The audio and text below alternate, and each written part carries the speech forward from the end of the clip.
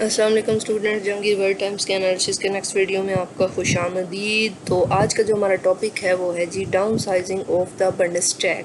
अब ये बंडस्टैग हमारे पास क्या है, ये जर्मनी की फेडरल पार्लियामेंट है जी।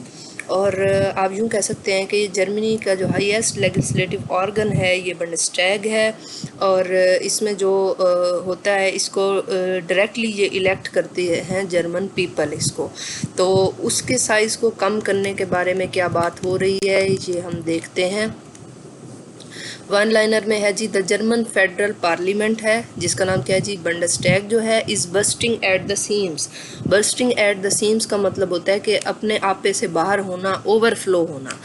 ऑल दो chancellor Olaf schools centre left coalition. अब जो चांसलर हैं जी ओलाफ स्कूल्स जिनका नाम है, ये एक जर्मनी के पॉलिटिशियन है जो कि सेंटर लेफ्ट कोलिशन में हैं पार्लियामेंट की। उन्होंने एक बिल पास किया है कि इसके साइज़ को, बंडस्टैग के साइज़ को रिड्यूस किया जाए, 736 से कट करके 630 पर लाया जाए ताकि जो कॉस्ट आ रहा है, इसका खर्चा हो रहा है, वो कम किया जा सके। The opposition centre right Christian democratic union, एक है जी सेंटर लेफ्ट कोलिशन और एक है centre right Christian democratic union जो है लेफ्ट पार्टी, और जो दूसरे हैं फियरिंग, उनको ये डर है कि उनकी सीटें चली जाएंगी। Took the law to the federal constitutional court, तो वो जी ले गए हैं ये बात फेडरल कॉन्स्टिट्यूशनल कोर्ट के पास 30 जुलाई को, जो कि क्या है कंट्री की टॉप कोर्ट है, कॉन्स्टिट्यूशनल कोर्ट एट कार्लसरूहे। ये एक जर्मनी की सिटी है जहाँ पे उनकी टॉप कोर्ट है। Essentially approve the erectile law reform, तो उन्होंने क्या किया है कि जो इलेक्शन के लॉ में तब्दीली है उसको अप्रूव तो कर दिया है, लेकिन उन्होंने बीच में एक रेगुलेशन दी है, एक पास किया है कि जो स्मॉलर पार्टीज़ हैं वो अपनी ही जगह पे रहेंगी, उनको प्रोटेक्ट किया जाएगा। अब इस सब को इन डिटेल हम देख लेते हैं। जर्मनी में जो है there has long been a cross party agreement at the बंडस्टैग।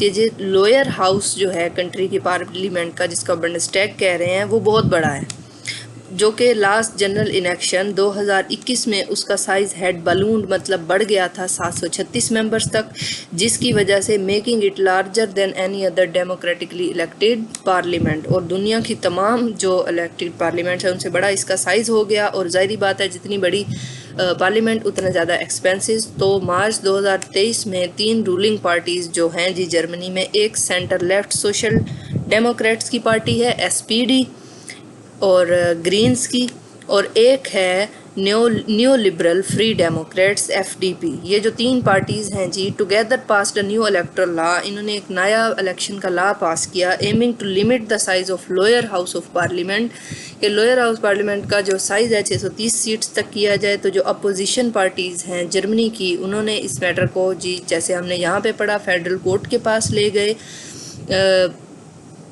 Move to downsize upheld the government's move to downsize the Bundestag, के गवर्नमेंट का जो मूव है 2025 से बंडस्टैग को कम करने का, उसका साइज फेडरल इलेक्शंस में।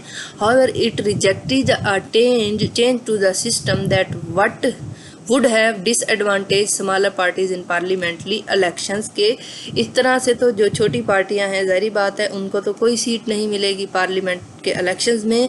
In its ruling the court declared that the reform law to abolish an exception to the 5% rule a threshold parties must reach to enter the German parliament. तो उन्होंने कहा कि 5% का जो रूल है कि जिन पार्टियों की 5% पे रिप्रेजेंटेशन होगी उनको भी बीच में शामिल किया जाएगा, तो ये लॉ जो है इसको अबॉलिश नहीं किया गया। इन जर्मनी द 5% क्लॉज, इसको 5% क्लॉज कहते हैं, ये कब अप्लाई होता है, फेडरल और स्टेट इलेक्शंस पर, ठीक है। This hurdle is intended to ensure that not too many small and splinter parties enter the parliament. तो इससे ऐसा लगता है कि छोटी पार्टीज को पार्लियामेंट में जगह नहीं मिलेगी। व्हाट डज द लॉ से, अब ये जो 5% क्लॉज का लॉ है ये क्या कहता है, until now under Germany's unique mix of direct and proportional representation, if a party won more seats via the direct vote then it would get under the party vote। ठीक है जी, जिसने ज़्यादा वोट हासिल किए वो आ जाएगी पार्टी में। it would keep the extra seats, तो extra seats वो रख लेंगे। but more were added for other parties to ensure their proportional vote is reflected accurately। ठीक है, that will no longer be the case under the new law. अब क्या होगा, नए लॉ के अंडर क्या होगा, each party must simply enter the Bundestag with its proportional share of 630 total seats. कि अब जो है हर party not according to their vote but according to जो उनका हिस्सा बनेगा उसके मुताबिक जो है बंडस्टैग में एंटर होगी। डाउन साइजिंग क्या है जी बंडस्टैग की, वॉज कंसीडर नेसेसरी के रिकॉर्ड साइज इसका हुआ था 736। लॉ मेकर्स ने जो 2021 का इलेक्शन हुआ था ये even bigger than European parliament, European parliament से भी बड़ा था, जहाँ पे सिर्फ 720 मेंबर्स होते हैं 27 कंट्रीज़ के जो रिप्रेजेंट करते हैं पूरी EU को, यूरोपियन यूनियन को। तो वर्ल्ड की जो लार्जेस्ट लेजिस्लेटिव बॉडी है वो चाइनीज़ नेशनल पीपल्स कांग्रेस है, जिसमें 2980 डेलीगेट्स हैं। The study rise in the number of representative has raise concern about strain. तो क्या थी जी, पब्लिक पर जो स्ट्रेन पड़ेगा, जितनी बड़ी पार्लियामेंट होगी तो पब्लिक से ही टैक्स वसूल होंगे, तो इसकी इम्प्लीकेशंस होंगी बंडस्टैग की एफिशिएंसी पर। This number of parliamentarians creates functional obstacles. अब जब इतने ज़्यादा पार्लियामेंटेरियन होंगे तो सारी बात है काम करने में मुश्किल आएगी अटेंडेंस की, और in the plenary and for work and committees ज़ाहिर बात है सबके साथ आपको कोलैबोरेट करना पड़ता है, जो कि इजीली इसको ओवरकम नहीं किया जा सकता, ना इतनी स्पेस और ना ही इतने पर्सोनल को। The ruling parties are good in their draft law. उन्होंने अपने जो लॉ बनाया, खाका बनाया लॉ का, उसमें ये बात उन्होंने वाजे की। A large majority of Germans also opine that the parliament is too big. बहुत बड़ी तादाद में जर्मन्स ओपिनियन देते हैं कि पार्लियामेंट बहुत बड़ी है और बहुत एक्सपेंसिव है। 2023 का जो फेडरल बजट था वो तकरीबन 1.4 बिलियन था, और आप देखें जो कि बनता है 1.52 बिलियन US डॉलर्स, जो कि बहुत बड़ा जो आप कहें कि एक। अब इसमें बाकी सारे एंसिलरी कोस्ट्स भी शामिल हैं कि जो आप सब्सिडीज़ वगैरह देते हैं उसके कोस्ट भी शामिल हैं बंडस्टैग के। Parties across the political spectrum agree that the Bundestag has too many members. Political spectrum की पार्टीज़ भी यही कहती हैं बहुत ज़्यादा मेंबर हैं, लेकिन वो इस बात से डिसएग्री भी करते हैं कि क्या किया जाए, क्योंकि सारी पार्टियों को जी बंडस्टैग में हिस्सा चाहिए। Law makers last year approved a plan by the chancellor Olaf schools. और लॉ मेकर ने एक मतलब के प्लान अप्रूव करवाया जो चांसलर हैं इसके, ओलाफ स्कूल्स। 3 पार्टी गवर्निंग कोalition के 3 पार्टीज़ ने जो है जी कोalition बनाई to cap the chamber size at 630 members के। सिर्फ 630 मेंबर्स जो हैं जी रखे जाएं with the next general election जो होंगे सितंबर 2025 में। How did the Bundestag become so big, ये इतनी बड़ी कैसे बनी जी? कंटिन्यूस ग्रोथ बंडस्टैग की is due to the country's unique voting system. इस कंट्री के यूनिक वोटिंग सिस्टम की वजह से हुआ। Since the country second quadrennial federal election in quadrennial जो इलेक्शन होते हैं वो, क्वाड्रेनियल का मतलब ऐसे इलेक्शन होते हैं कि आप देखें जो कि हर 4 साल बाद जो है होते हैं।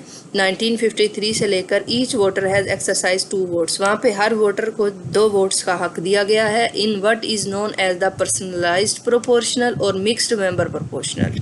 ठीक है जी, एक उसकी अपनी राय है और एक वो अगर किसी और पे भी राय रखता है। पहला वोट डायरेक्टली कास्ट किया जाता है to choose a candidate from local constituency के लोकल गवर्नमेंट से एक चूज़ करता है, जो कि conventional first past the post method of obtaining simple majority of 299 seats जो है इससे हासिल होती हैं। Voter simultaneously cast a second ballot to choose a political party for an other seats. अब वो एक और वोट पे डालते हैं which are distributed across Germany 16 regions. ठीक है जी, 16 रीजन्स में इनको डिस्ट्रीब्यूट किया जाता है। A party must have secure इधर 5% of the second vote share. Second vote का एक पार्टी को 5% शेयर करना है। मिनिमम जो है 3 individual constituencies to qualify for entry into the parliament. तो ये जो 5% का उन्होंने हद रखी है वह stipulated to prevent too many. अब ये जो 5% थ्रेश होल्ड की जो हद रखी गई है, स्टिपुलेटेड का मतलब होता है किसी चीज़ की हद मुतय्यन करना, to prevent too many splinter parties के जो एरी छोटी मोटी पार्टीज़ हैं वो बंडस्टैग में ऐड ना हो सकें। It is the second that it is the state list vote that determines the relative strength of parties in the Bundestag. इसी तरह से जो स्टेट के पास लिस्ट होती है वो देखती है कि कौन सी पार्टी की कितनी जो है डिमांड है, क्योंकि जो एलोकेशन ऑफ सीट्स होती है वो प्रोपोर्शनेट होती है to the number of second vote each party had received, के जो दूसरा वोट हर पार्टी ने रिसीव होता है उसकी बुनियाद पर ये इसको रखते हैं। The conversion of the second vote into seats involve 2 stage process. अब मजीद 2 स्टेज की इसका प्रोसेस है कि हर रीजन रिसीव करता है सीट्स प्रोपोर्शन में पॉपुलेशन के अकॉर्डिंग, जितनी पॉपुलेशन उस रीजन में रहती है। तो ये फिर डिस्ट्रीब्यूट होते हैं पार्टीज़ में उनके रिस्पेक्टिव शेयर की बुनियाद पर। सेकंड वोट जो मिलता है, seat for each party at the federal level सबसे fixed as per number of seats it won in the state, ठीक है जी, as well as number of seat it was entitled to. Second vote received, ये आप एक दफ़ा read कर लें, उसके बाद में एंड में हम आपको बताते हैं कि ये कहना क्या चाह रहे हैं। The higher of the above two figure is the final tally of the party seats in the region. The cumulative addition of seats across the region makes up the party's strength in the Bundestag. Through this system, more than 100 parliamentarians entered the Bundestag after 2021 election. अच्छा जी, तो अब आपने इसको समझना यूँ है कि Germany में होता क्या है कि एक वोटर है आपके पास, ठीक है, वो कितने वोट कास्ट करता है? 2, ठीक है, एक वोटर वोट कास्ट करता है 2, ठीक हो गया। अच्छा, एक वोट उसका होता है कि वो चूज़ करे लोकल रिप्रेजेंटेटिव, ठीक है, जिसकी सीट्स हैं 299। दूसरा वोट वो देता है अपनी पॉलिटिकल पार्टी को, ठीक है, जो भी 299 उसकी सीट्स होती हैं। तो पार्लियामेंट में जाने के लिए एक पार्टी को क्या चाहिए? 5% उसको चाहिए पार्टी वोट्स, ठीक है, और 3 उसने जीतनी हैं जी लोकल सीट्स, कॉन्स्टिट्यूएंसीज, ठीक हो गया। तो ये जो सीट्स हैं उसके बाद एलोकेट की जाती हैं पार्टी को वोट्स की बुनियाद पर, ठीक है। हर रीजन के पास उसकी सीट्स जाती हैं पॉपुलेशन की बेस पर, फिर पार्टीज़ वहाँ से अपनी सीट लेती है रीजन की बेस पर, जो कि वोट्स में उनको शेयर मिला होता है। तो जो टोटल सीट एक पार्टी गेट करती है, ठीक है, वो सम बनता है कि सीट्स जो उसने वोन की हैं लोकल कॉन्स्टिट्यूएंसीज में और जो सीट्स जो एलोकेट हुई हैं उसको पार्टी वोट्स की बुनियाद पर। तो इस तरह से बंडस्टैग में आप देखें कि चूज़ किया जाता है। What will now become of the electoral law reform. अब जो इलेक्टोरल लॉ रिफॉर्म हुई है उसका क्या बनेगा? वहाँ पे जो जनरल इलेक्शन है वो सितंबर 2025 में एक्सपेक्टेड है, तो ज़्यादा टाइम तो रह नहीं गया। तो इसलिए जो गवर्नमेंट है वो दोबारा से एक इलेक्टोरल लॉ रिफॉर्म बना रही है, कॉन्स्टिट्यूशन को के साथ अलाइन कर रही है कि गवर्नमेंट जैसे कि lower the 5% hurdle for representation, जो 5% की उन्होंने ला लगाया हुआ है कि वो उसको शायद कम कर दें।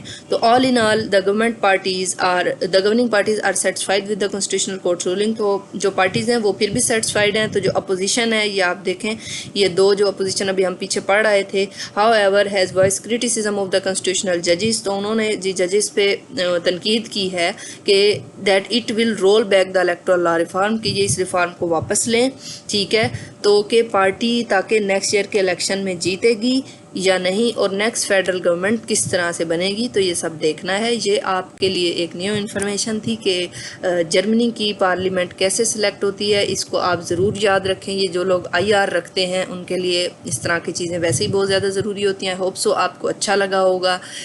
तो thank you so much and अल्लाह हाफिज़।